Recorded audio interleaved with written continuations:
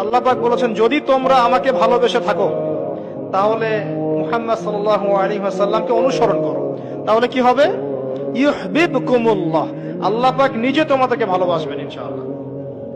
ওয়া ইয়াগফির লাকুম যুনুবাকুম, আল্লাহ পাক তোমাদের সমস্ত পাপ মাফ করে দিবেন ইনশাআল্লাহ।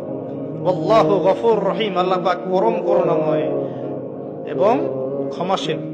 আল্লাহ পাক বলেছেন, যদি তোমরা আমাকে ভালোবেসে থাকো তাহলে মুহাম্মদ সাল্লাল্লাহু আলাইহি ওয়াসাল্লামকে অনুসরণ করো। তাহলে কি হবে? ইউহিব্বুকুমুল্লাহ, আল্লাহ পাক নিজে তোমাদেরকে ভালোবাসবেন ইনশাআল্লাহ।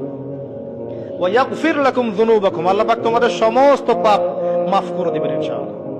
আল্লাহু গফুর রহিম, আল্লাহ পাক পরম করুণাময় এবং ক্ষমাশীল।